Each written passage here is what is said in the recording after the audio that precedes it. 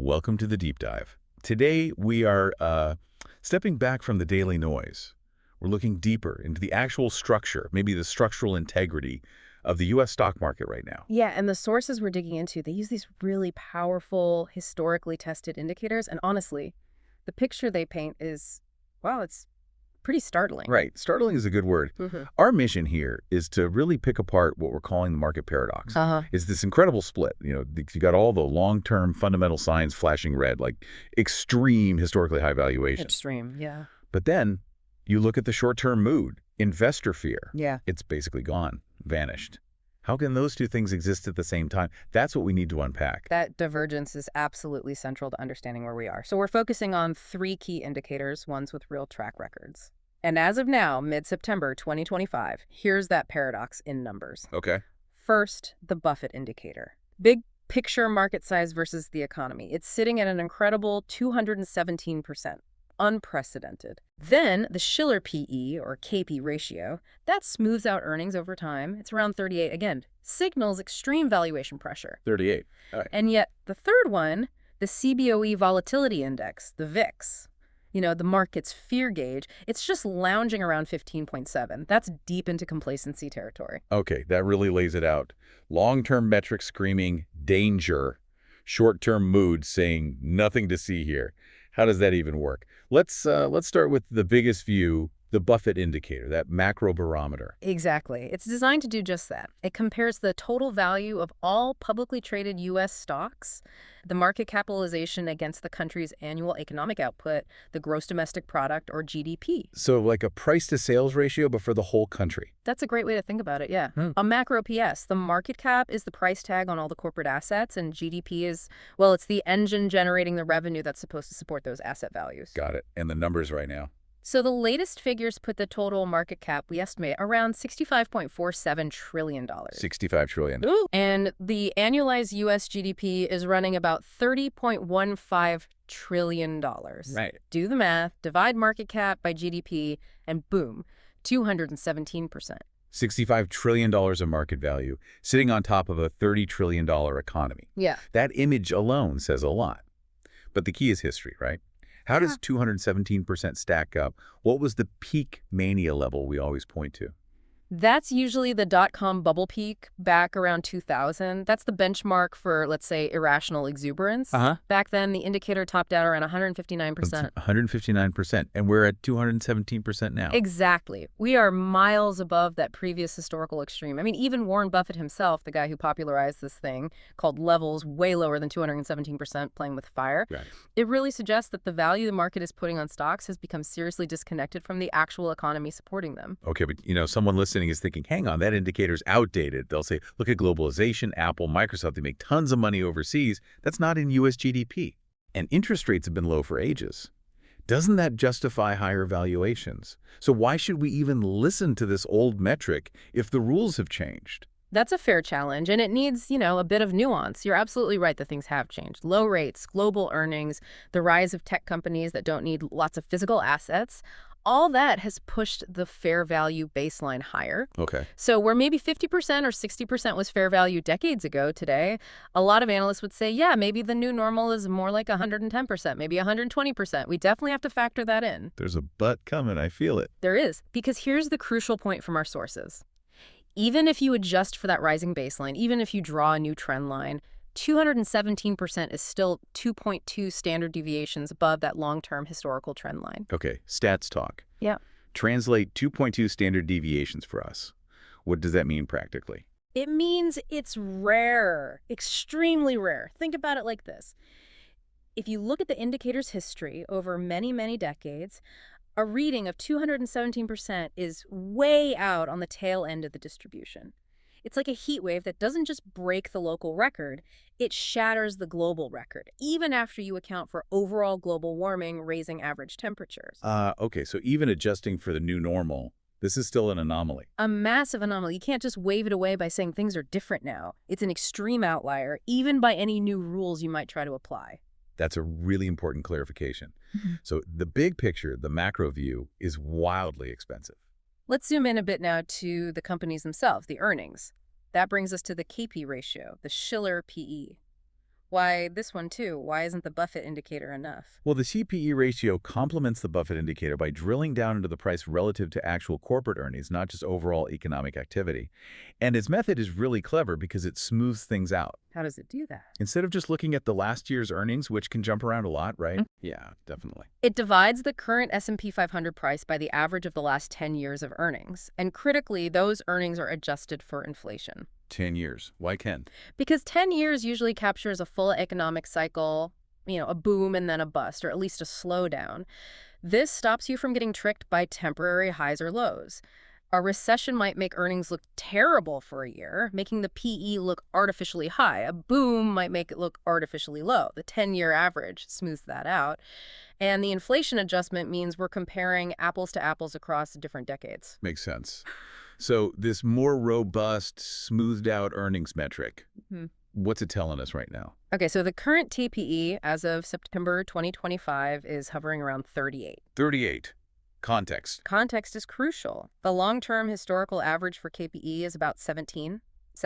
Wow. So we're more than double the historical average. More than double. And if you look back over the last 150 years, there are really only 2 times it's been significantly higher. It got to about 30 just before the 1929 crash, around 27 before the global financial crisis in 07-08. Right. The only time it was meaningfully higher than today's 38 was right at the absolute peak of the dot-com craziness.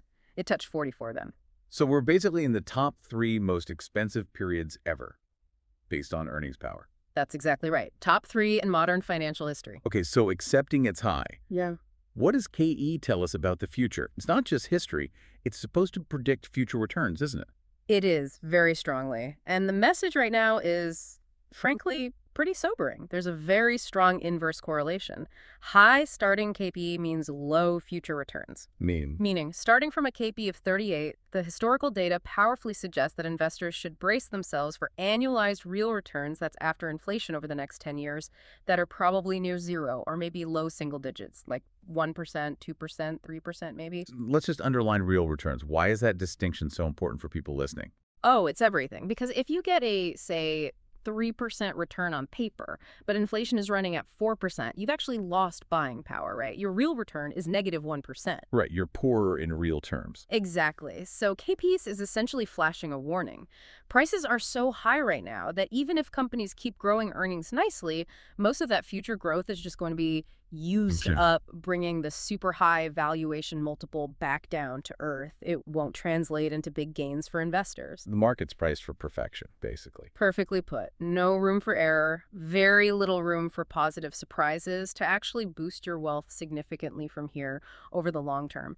And while people still argue, oh, but low interest rates justify these high multiples. Yeah, you hear that constantly. Constantly, but it doesn't change the fundamental math. You can only pay so much for $1 of earnings and expect a decent return. Maybe low rates explain why valuations can stay high for longer, stretch further, but they don't repeal the law of gravity that says starting super high usually leads to disappointing results eventually. Okay, so 2 huge warning signs on the long-term dashboard. Buffett indicator at 217%, PE at 38. Severe risk. Now, for the paradox part, the short term, the VIX, the fear gauge. Why look at this 30-day emotional measure when the long-term structure looks so risky? Because the VIX, the CBOE Volatility Index, it tells us about the market's current mood, its emotional state right now. It measures implied volatility, what the market collectively expects in terms of price swings for the S&P 500 over the next 30 days. And it gets that from options prices, like insurance. Exactly. It's derived from the price of options contracts. Think of options as insurance policies against big market moves. If insurance is cheap, it means people aren't worried about a crash happening soon. And right now, insurance is cheap. What's the VIX reading? As we said, it's around 15.7 in mid-September 2025. Okay, 15.7. And what's normal? Well, generally, anything below 20 is considered calm or complacent. The long-term average VIX, going back decades through all kinds of markets, is usually somewhere between 20 and 22. So 15.7 isn't just calm, it's below average calm, extra calm. It's deeply calm. Deeply complacent territory. So here it is, the paradox in sharp relief. Huge structural risks, the 217% and the 38, paired with almost zero short-term fear, the 15.7. It's like knowing your house has major foundation cracks, but everyone's just having a garden party outside, ignoring it. That's a perfect analogy. And importantly, that low VIX, that lack of fear, might actually be enabling the extreme valuations to persist, even grow. How so? Because when nobody's worried about the next 30 days, there's no trigger, no catalyst forcing people to reassess these sky-high prices.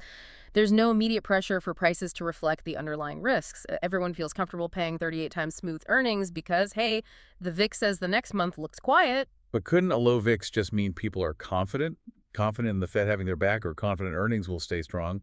Why see it as fragility instead of strength? Because volatility, unlike stock prices, which can trend up forever, theoretically, volatility is mean reverting. It cycles. Meaning it goes up and down around an average. Exactly. The market simply cannot stay this quiet indefinitely. It's unnatural.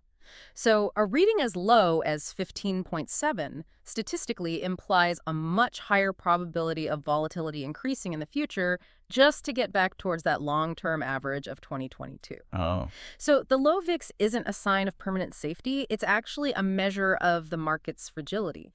Think of it like potential energy building up. It's like compressing a spring. The longer and tighter you compress that volatility spring down to 15.7, the more violent the release is likely to be when something finally causes it to snap back. Okay, let's try to bring this all together.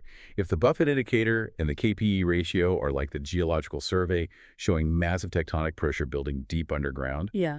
then the VIX is like the local weather report saying clear skies, no wind today. Prudence says you listen to the geology, not just the immediate weather. Absolutely spot on. And we've seen this movie before, right? The late 90s leading up to the dot-com bust. Valuations got extreme, Chapey hit 44, but the VIX wasn't consistently screaming danger the whole time. It had periods of calm. Even more telling, maybe, is 2006, 2007, right before the global financial crisis. Valuations were high, maybe not dot-com high, but high. And the VIX, it fell to what were then all-time lows. Peak complacency, peak calm, right before the entire system blew up. And now we have valuations arguably higher than the dot-com peak on the Buffett indicator, near dot-com peak on KPE, combined with that 2007 level VIX complacency. It's a potent combination, a historically dangerous mix, according to these indicators. So when a paradox this extreme finally breaks, history suggests it tends to go one of two ways, right? What are those paths? Generally, yes. Path one is the hard landing, the crash. Some catalyst, maybe external, like a geopolitical shock, maybe internal, like a credit event, or the Fed surprising everyone. Something suddenly shatters that low VIX complacency. The VIX spikes, fear explodes, and those extreme valuations correct violently, often very quickly over months. Think 2000, 2002, think 2008. Sharp, painful. Okay, that's path one, the crash. What's path two? Path two is maybe less traumatic day to day, but still painful over time. It's the soft landing, or maybe better, called stagnation, a lost decade. Meaning no sudden crash, but the market just goes nowhere. For years. Maybe it drifts sideways, maybe slightly down, maybe slightly up, but less than inflation. You get basically zero real return for a decade, maybe longer. Why would that happen? Because the only way to fix that starting KPE of 38 without a crash is for company earnings to slowly, painstakingly grow over many, many years until that multiple looks reasonable again. Fundamentals have to catch up to the crazy price. The classic example is 1966 to 1982 in the U.S. The market basically delivered no real return for 16 years. Wow, 16 years. Yeah. So given today's extremes, 217% and 38 either past the crash or the long stagnation points towards significant disappointment compared to the 10% or so average annual return people often expect from stocks. Okay, so we're looking at maximum long-term risk, masked by this eerie short-term calm. For you, the listener, facing these numbers, how do you even begin to think about strategy for the next, say, decade? Strategy has to start with managing expectations. That's number one. You have to anchor your return forecast to what the FPE data is suggesting. Prepare mentally and perhaps financially for low single-digit real returns. If you're banking on 10% a year like the old days, you're likely setting yourself up for a big disappointment, whether we get the crash or the long grind. Job one is preserving capital in this environment. And within a portfolio, does quality matter more now? Given that high case suggests growth is already priced in, maybe overpriced. Absolutely crucial. When the average stock is priced at these levels, perfection is assumed everywhere, so you need to focus intensely on quality. Companies with really strong balance sheets, durable competitive advantages, moats, real pricing power, businesses that might actually be able to deliver the phenomenal growth needed to justify a high multiple, even through a downturn. And avoid the speculative stuff. Definitely. Those companies with weak financials, unproven business models, lots of debt, They're the ones likely to suffer the most brutal multiple contractions when, not if, the VIX eventually wakes up and fear returns. And that low VIX, that 15.7, what does it tell us about psychology and maybe being contrarian? Well, it's the clearest signal you could ask for of widespread complacency, maybe even greed, and certainly an absence of fear, which means if you follow the classic advice, be fearful when others are greedy. Now's the time to be fearful. Exactly. And you see real-world evidence of this thinking. Look at Warren Buffett's Berkshire Hathaway. Reports say they're sitting on a record cash pile, over $160 billion. Wow, that's a lot of cash. It's an enormous amount. And it sends a powerful message, right? They are clearly reluctant to deploy that capital into the market at these current historically stretched prices. They're waiting for fear to return, waiting for better prices. Yeah. That's contrarianism in action. Any other strategic thoughts? Diversification, maybe? Yes, definitely consider geographic diversification. These extreme valuation numbers, the 217% and the 38%, they're particularly acute in the U.S. market. Right. Other markets, maybe parts of Europe, maybe some emerging markets in Asia, they might not be cheap, but they often offer more reasonable starting valuations. Spreading your investments geographically could be a really important way to manage the risks posed by this very U.S.-centric paradox. Okay, let's wrap this up. The key takeaway seems crystal clear. The market is presenting this profound disconnect. Maximum long-term risk, confirmed by historically extreme readings on the Buffett Indicator, 217%, and the CPE ratio, 38. Yet, simultaneously, near total short-term calm reflected in that VIX down at 15.7. Precisely. And that leaves us with a final, maybe provocative thought for you to consider. Given that history and the data strongly suggest these valuations are extreme, if a big correction doesn't come from some external shock like a war or a crisis, what internal change, what shift in thinking among investors themselves beyond just fear returning might finally force the system to reconnect with economic reality? Will belief in the low rates forever story finally crack on its own? That underlying tension, that psychological component, is definitely something to watch closely as this paradox continues.